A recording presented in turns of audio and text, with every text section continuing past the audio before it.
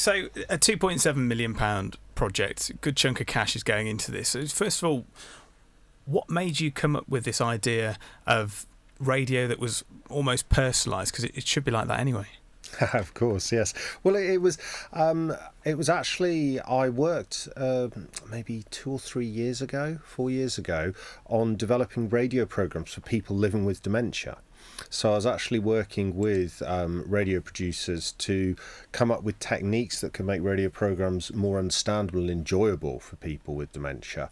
And we made a couple of documentaries based around these ideas and about these ideas. And while doing the research for that, we were speaking to people living with dementia, and they said how important the radio was to them, and particularly local radio, how they would switch it on and leave it on during the day. And we began to wonder, maybe this can be used particularly in this age range of people that, because you've got quite a broad age range for local radio, much broader if you like than for national radio. So maybe within this age range we can use radio as a friendly way of interacting with people. So in terms of how it's put together, how does that process work? Because it uses AI, and I know my grandmother is very wary of something like Alexa and will turn her off most of the time because she doesn't know what she's listening to. So is it safe to begin with? It is safe. The definition of safe, of course, changes for every person. That's true. So one of the key elements is that we're working with a couple of clinical partners, Anglia Ruskin University and Brighton and Sussex Medical School.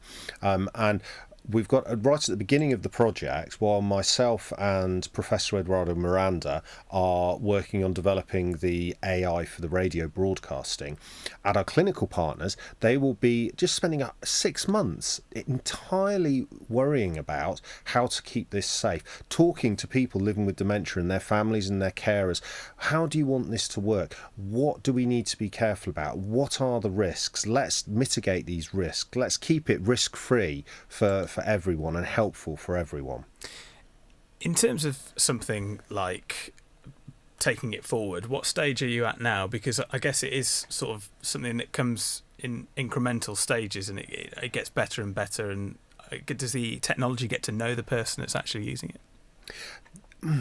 That's an interesting question. We have the opportunity to make the technology what we would call adaptive, so it can kind of learn about the person.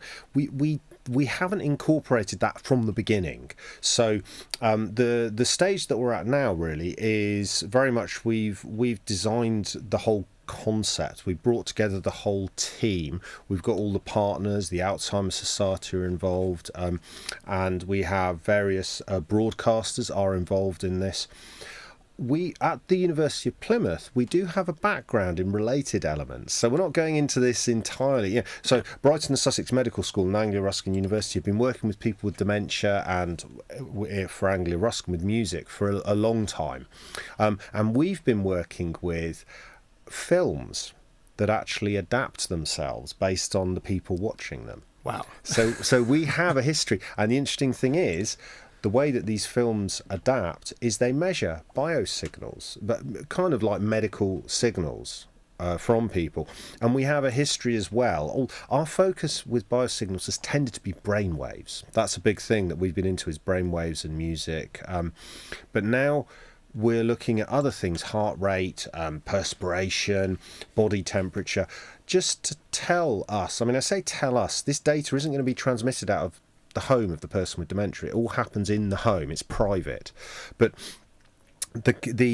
we're going to use that data to tell us, is there a problem? Because I think with dementia, for example, you could be overcome with an agitation feeling, and you just don't realise what's happening, and it all gets out of control. Whereas if we could have looked at the medical signals coming from you and thought, there is some kind of agitation. Well, I don't know, we're 80% sure. So what we're going to do is we're going to change the radio program slightly to play something more relaxing for you. Only you in your home will hear that. We're not changing it at the broadcaster's end. Sure. And it's been shown by many scientists that this sort of relaxing music, particularly if you know the music, it can really help to lower these symptoms of agitation. So we do have, although we're right at the beginning of the project, we have worked with the technology, and our partners have worked a lot with really trying to help people with dementia to become more autonomous and live their own lives. Is this something that you will see maybe branching out outside of people who are suffering with dementia? And obviously that is a group of people that need a special type of care as well. Is it something that sort of a mainstream customer of, say an Amazon or someone like that down the line could use that sort of technology to second guess what we're going to do? There are, I would say yes. That's not the focus of the project, because of course working with people with living with dementia, there's a lot of that's going to be a thing in itself. When you're working with people who are trying to live their lives and who are having some difficulties, that's a complicated thing in itself. Never mind all the technology and the innovation on the technical side. But yeah, we know that in fact, what comes out of this, and this was one of the selling points, if you like, to they're called EPSRC, they're the Government Research Funding Council that actually funded this and have made this possible.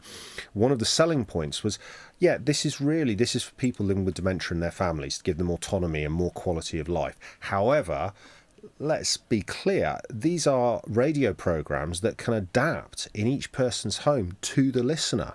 We can use the existing radio broadcasting infrastructure, what you have here at Radio Plymouth, and adapt that within the home. Not just for people living with dementia. It could be for people who have other medical issues. It could be for people who don't have any medical issues. Maybe, I don't know, maybe you've woken up and you're in a bit of a bad mood. And it will know. Yeah, and it'll play you, maybe you're a big Kylie Minogue fan, so it plays You Can't Get You Out of My Head, because it knows it's going to put you into a good mood. Or you come in from a hard day's work and you're stressed out and you've walked, and the sunshine's beautiful, when you have to walk through it for a long time and up a hill, and you get home and you're just like, I need a cool glass of water and something to relax me, and you put the radio on and oh dear, Metallica's playing, but the radio kind of says, you don't want Metallica. It can feel your biosignals. I guess if you're one of those people that sort of wants to hide their emotions as well, is that when you turn on the radio, you can't really hide from that. Well, this is why privacy, it's all about, this is why when people talk about artificial intelligence, they also talk about privacy. Is it a groundbreaking moment? Because when I think of something, say, like advances in nuclear energy, and that can be used for good or evil, could you potentially see this falling into the wrong hands? I know I don't want to put a dampener on it, but it's obviously that's something that could happen in the future. Are there plans in place to make sure that that's preventable? Absolutely. At the ICCMR, at the Interdisciplinary Centre for Computer Music Research, where we're leading this project in Plymouth, we're always very careful about the ethics element. We've worked with people, for example, who are paralysed from the neck down, and you've got to be ever so careful in these situations about the ethical element. Anytime you're using personal data, a funny thing is, in fact, when I was working on the film that I told you about, as a result of that, I started to realise, well, film is a very powerful medium. Radio, music, all of these things are very powerful. You don't want them to be used against people. So I developed a very simple sketch for the 3 laws of what I called adaptive media. And they were like, I don't know if you're probably too young to remember this, but Isaac Asimov had the 3 laws of robotics years ago. And they were like a precursor to the whole AI sci-fi thing. And he had these things: a robot may not harm a human being, a robot may not let a human being be harmed, blah blah. And these inspired me to think, well, could we adapt this to the idea of media that can kind of manipulate you, and how can we protect ourselves against that? So that's something I've thought about, but in a very practical, precise sense, we have put through this whole project as a kind of framework to protect people, to to make it something people use and that's not using them, something people influence and that isn't influencing them. We want to put power into the hands of people living with dementia and their carers. That is the emphasis. Well, Dr. Alexis, thank you for talking to Radio Plymouth. Best of luck with it. And it would be good to, could normal people give it a go? Can we come along and try it? Or is it as soon as we have a prototype, as soon as we have a prototype, people are welcome to give it a go. Excellent. Thanks a lot for your time.